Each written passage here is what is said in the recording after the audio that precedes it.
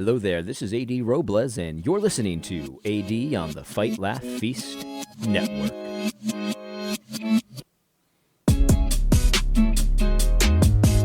All right, well, before we begin today, let me just say, if you have not considered already, please consider becoming a Fight, Laugh, Feast Network Club member. Use the show code Robles, that's R-O-B-L-E-S. Use the show code Robles, that's R-O-B-L-E-S. I don't think I need to convince you that the time is now to make sure that you have alternative media outlets, alternative technology, alternative social media, and all of that kind of stuff, at least in the works at some stage in the game. Obviously, we saw so many ridiculous bannings and all kinds of insanity when it comes to censorship and deplatforming, and even banks are getting involved on this. It's super ridiculous stuff, and so I think the time is now to plan. And we would really love to get some additional support to make sure that this content stays flowing and stays as independent as we can possibly make it. And so if you like this content, you get value out of it, please consider becoming a Fight, Laugh, Feast Network Club member using the show code Robles, R-O-B-L-E-S. Now, one more announcement before we begin. I'm going to be taking about a week off, maybe a little bit more. I will do another Fight, Laugh, Feast podcast next Thursday, but I'm not sure if I'll be able to do any videos between now and then. So this might be the last video for a week or so. And it's two reasons, really. One of them is just insanely busy with my normal business, and then also putting the finishing touches on my book that's coming forward. So I got to devote some time to that. And also, really, it's kind of along with the theme of this podcast. There's just so much happening right now. The information is fast and furious, and I would argue very untrustworthy right now. And I'm having a hard time cutting through the nonsense. It's just that, no question about it. And so I think that with some time to think about what's happening before I produce any more content about what's happening, I think it'll be better, and I think it'll be clearer-headed. I'm considering nuking my traditional social media. So I'm thinking of getting off Twitter. I'm thinking of getting off Facebook altogether. And I'll explain why in a little bit. But I want to be as helpful as possible. And I personally, I think I've reached my capacity to cut through the nonsense, because there's just so much nonsense coming at lightning speed. And I just have to recognize my limits. And so I think taking a week or a little bit longer off will help me to sort of reorient a little bit. But let's jump into that, because I think one of the things that we really need to come to terms with, all of us, Christians, non-Christians, just Americans right now, is that we've been played big time by propaganda. I mean, let's just face it. And it's not just the mainstream media. It's everything. It's social media. It's our politicians. It's the companies that we do business with. I mean, we've been played so bad, and some of us are a little bit more hip to the game than others. But even those of us that are hip to the game, like I consider myself somewhat hip to the game, I'd be stupid to think that I'm above it all, right? Like it's become clear to me that social media has created fantasy worlds that many people live in, and I can see that it's an obvious fantasy world. Like one of the things that I've seen the last week is this fantasy world that millions and millions of people live in, where Trump incited an insurrection and supported and planned an insurrection and a sedition and a riot. He incited a riot. So many of our Christian leaders have repeated this propaganda that Trump incited a riot. And the reason they did that is because the media organizations created that story. They created that narrative almost out of thin air. And so there's a fantasy that people live in where that Minotaur guy, that shaman who's a demonic pagan, worshiper, he's actually a Christian nationalist, and he was part of Trump's Christian nationalist insurrection, and that's the real danger. How do they know? How do they come to this conclusion? Well, that's the story they were told, and they believed it. And I think that We can all recognize that fantasy world has been created by the media and by social media, but I think we'd be fools. Listen to me. I think we'd be fools to not at least consider the option that social media and media has created fantasy worlds for us as well. I think we'd be foolish to not at least consider that for ourselves as well. And so we need to recognize that we've been played. This is an article or a tweet that I saw that said that CNN's now reporting that the Capitol riot may have been pre-planned. And I have to just laugh about this, because if it was pre-planned, then Trump didn't incite the riot in his speech like everybody said he did. Everyone said that speech he gave got everyone all riled up and incited a riot, and so it's all his fault. He was just impeached for that, by the way, inciting that riot. But if it was pre-planned, then he didn't incite the riot during that speech. Obviously, he didn't, because in that speech, he called for peace. Yet so many evangelical leaders said that he was using violent rhetoric and inciting a riot as he called for peace. This is a story that they heard from the mainstream media, and they went with it. And now the mainstream media comes back and kind of does a redo and says, but it actually might have been pre-planned. Now, I don't really know if this is true either, but the point is it's conflicting information. First, they told you that Trump's speech incited a riot when it clearly didn't. And now they're telling you that the riot was pre-planned. And I'm thinking to myself, well, of course it was pre-planned, because many of the people that were there were wearing T-shirts that had January 6th printed on it and talked about how they were going to start a civil war. So, like, they either made that T-shirt after the speech but before the riot, which was like 45 minutes in between. So they either had those T-shirts made up and distributed them in 45 minutes, or it was pre-planned. And it's just like, well, but the thing is, like, if it was pre-planned, then he didn't incite the riot during that speech, which is what I was told by the mainstream media, and then is what I was told by evangelical leaders. And it's like, well, what has happened here? What has happened here? Why are my evangelical leaders telling me that Trump incited insurrection if the same source that they got that story from is also telling you that it might have been pre-planned, or that it was pre-planned, rather? And this is what happens with the mainstream media. They tell you the narrative, and then a few days or a few weeks later, they tell you more information that actually conflicts the narrative, but they know full well that most people will just go with the initial narrative. They won't go and look at the retractions. They won't go and look at the new information. They'll just go with the story that they were told. They're committed to the original story that they were told, and they're not going to change their minds about it. And this is a real problem, because we know that the media lies. You know what I mean? This is why I made that video last week where I said it's okay to just wait. Take a deep breath and just wait for the facts to come in, because I had a feeling that facts like this would come in, where they would find out that this was actually pre-planned, and they'd find out that Minotaur guy was probably not a Christian, and they'd find, do you see what I'm saying? Like, we just wait, because the mainstream media have proven themselves to be liars. And so you'd be a fool to trust liars. That's the thing. Like, think about let's make this easier. Let's pretend that we're not talking about the media for a second. We're talking about a person that you know in your regular life. Like, if you have a friend that lies a lot, like they stretch the truth, they lie a lot, and then they tell you something kind of bombastic or something, that they want you to act or react about, you'd be foolish knowing that this is my friend who lies all the time. I'm not going to act based on his word before I confirm it. Like, if it's your friend, you'd be like, well, I got to confirm that first before I just react. Like, if you tell me that I got to do X, Y, Z based on this information, and I know that you're a liar, I'd be a fool to not confirm it first before I act. And yet, we know how to deal with it in our personal life. Yet, when the media says something, what's the first reaction that we have? Well, we're going to get on Twitter and we're going to react. We're going to denounce. We're going to do whatever it is that they want us to do. We're going to denounce the Covington kid for his racism. How do you know it's racism? Well, the media told you. Don't do that.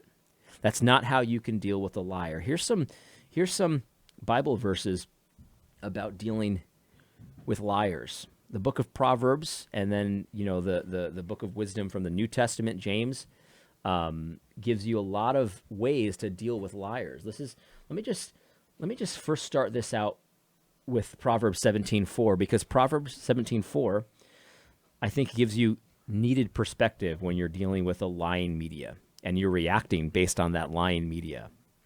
Like if you got on Twitter and said, I denounce the insurrection incited by President Trump the day that the media told you that that's what happened, I think you need to take a look in the mirror. And I have to do the same thing. When I react based on a piece of news that I got from Fox News, which I know has a history of being unreliable, I need to take a look in the mirror, because it starts with personal responsibility. It starts with you. Yes, the liar is culpable for their lies, but you're culpable for what you do with the lie. Because listen to Proverbs 17:4. An evildoer listens to wicked lips, and a liar gives ear to a mischievous tongue. If you were fooled by the mainstream media, knowing that they're mischievous, knowing that they're wicked, knowing that they're liars, you're the liar. Do you see how the Bible puts the onus on you? Take responsibility for yourself. It's an evildoer who listens to wicked lips. It's a liar that gives ear to a mischievous tongue. If you just react based on lies from the mainstream media, and you just react, and then you start spreading the lies, like you get on Twitter and say, well, Trump incited a riot, you're the problem. That's what the Bible says in Proverbs 17:4. An evildoer listens to wicked lips. A liar gives ear to a mischievous tongue. The onus is on you. The onus is on you. So if you got on Twitter after the Covington situation and said, look at this racist white kid laughing at, or just with a smile, it's a punchable face. If that was you, you're the evildoer. You're the liar. And this goes for conservatives as well. If they just react based on a news report they heard on Fox News and it ends up being a lie and you spread that lie, you're the liar. You're the evildoer. Don't listen to mischievous tongues without confirming. You know the media is mischievous. You know the media has wicked lips. And so if you just react on what the media reports without confirming it, the Bible says that's what an evildoer does. And we all need to take responsibility for ourselves. That's where I want to start. It's self-deception. You can't just react based on the media when they're known liars. They told you that Trump incited a riot in his speech where he called for peace. They were lying, and if you repeated that lie, you're the evildoer. That's the problem here. Because a few weeks later, we're getting conflicting information about, well, it looks like this was pre-planned, so Trump probably didn't incite that riot, unless they're spinning a conspiracy theory here that Trump was in on the planning, which there's no evidence for, obviously. Let's go to the next proverb. Because again, I think this puts the onus on you. And this is so important. You need to look at yourself. I need to look at myself first. Take a good look in the mirror, folks, because that's what the Bible tells you to do. Listen to Proverbs 10:18. The one who conceals hatred has lying lips, and whoever utters slander is a fool.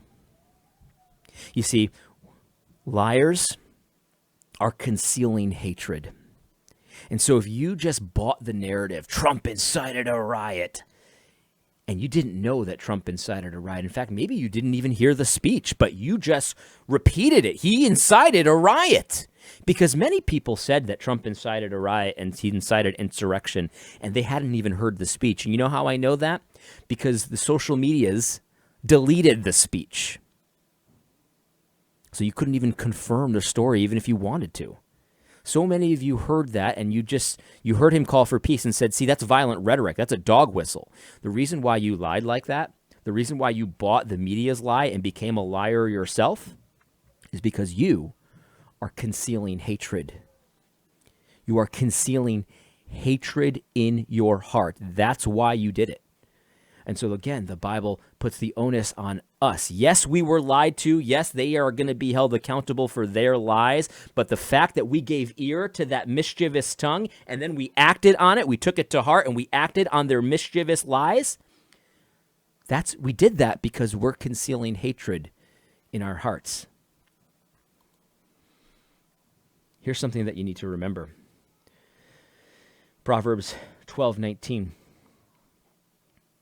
Truthful lips endure forever, but a lying tongue is but for a moment. Truthful lips endure forever, but a lying tongue is but for a moment. This is why I said last Wednesday or last Thursday, I forget which day it was. It was either the day of the Capitol incident or it was the day after. I put that video out that said, just wait. Just wait. It's okay to just wait. You can condemn all illegitimate violence. That's okay. But don't rush to condemn Christian nationalism because just wait. Wait to see what happened because still to this day, we really don't even know what happened. But just wait, right? That's why I said wait, because I know that the truth endures forever, but lies are revealed right away. Lying tongue is but for a moment, the scripture says. Lies don't have a good shelf life. The truth does. And so if you waited, you would have found out. If it wasn't obvious that Minotaur guy wasn't a Christian, like it should have been obvious based on just appearances. But if it wasn't, all you had to do was wait. And then you come to find out, he's a pagan. He's a literal pagan. He's a shaman. He's trying to ward off evil spirits, and he has a certain shaman diet. And like he's a shaman. He's not a Christian, right? So like if you just waited, the lying narrative of Christian nationalism rioting at the White House would have been revealed, but so many didn't wait. So many didn't wait because they forgot that it's the truth that endures forever, but lying tongues are but for a moment. And so here's the thing. This is a verse that we all know and we all forget all the time. It's James chapter 1, verse 19. James, the brother of Christ, says this. My dear brothers and sisters, take note of this. Everyone should be quick to listen, slow to speak, and slow to become angry. Quick to listen, slow to speak, and slow to become angry. Could a verse be more relevant to our current situation than this verse? Because we understand that if you give ear and you react to the lying tongue, to the mischievous tongue, then you're a liar yourself. You're the evildoer. So listen. I'm not saying don't listen to the mainstream media, although that might be a pretty good idea. Hear what they have to say, but don't act. Don't react. When you feel that anger building within you, just stop. Take a deep breath and wait, because there's a very good chance that anger, that frustration, that anxiety, that fear that you feel is what they intend their reporting to do. They want you to just feel. They want you to just react, and they don't want you to really think about what they're saying. That is how we've had so many people who claim the name of Christ hear the words of Trump saying, I want peace, I want this, I want that. Yes, the election was stolen, but I want peace. And heard him say violence. I want violence. They heard him say that because they were not slow to speak. They were not slow to become angry. They listened to the mischievous tongues quickly. They gave ear to it. They gave themselves to the narrative, and they were bought in. And so they can actually hear somebody say up and hear him say down. They're concealing hatred in their hearts. You see, a lot of people really hate Trump, like really hate Trump, so much so that they can do that kind of thing. They can lie and feel justified in their lies. And it's a real problem. But in this audience, I don't think we have that problem so much. But we must consider, who is it in our lives that we are concealing that kind of hatred for? Because the response to this, the solution to this, is not to say, see, it's you. You guys are the problem. That's the opposite of what these Proverbs are saying. These Proverbs focus on you, me. I need to take some time and think about, are there people in my life that I'm concealing this kind of a hatred for, where I'm the opposite of quick to listen? Or rather, I am quick to listen, but I'm quick to listen and then absorb and react and speak and get angry. And you see what I'm saying? Like, we should listen, but not into the sense of giving ear to it, giving our energy to it, our actions, our reactions, our anger, our emotions. Like it's like there's a difference between hearing someone out and like listening to them. You see what I'm trying to say? Like when you listen to the mainstream media, it should be, at this point for a Christian, it should be with extreme skepticism. There is no honor in giving ear to a liar. Doesn't mean everything the liar says is false, by the way. It doesn't mean everything the liar friend that you have in your personal life, everything that they say is not false either, but you'd be a fool to action off information that you know for a fact is unreliable. You need to confirm it first. And that's why I say wait. Wait. Listen, but wait before you react. Wait before you speak. That's the thing. And so again, I think I'd be a fool to not at least consider the chance that I have my own fantasy world that I give too much of my energy to, too much of my ear to use the biblical term. And so, I don't know, I just think that we all need to take a good look in the mirror. We all need to consider what has happened, the fantasy world that so many Christians are living in right now, and at least consider the chance that you might be in that kind of a fantasy world as well. I hope you found this podcast helpful. I'll see you in a week. Unless something crazy happens and I decide to do a video on it. If I decide to do another wait, hold on kind of video, maybe I'll do that. But pray for me. I'm going to have a very busy 7 days ahead of me, and I hope that I can be productive. Hope you found this podcast helpful. God bless. Don't forget to tune in next week on Thursday for AD on the Fight, Laugh, Feast Network.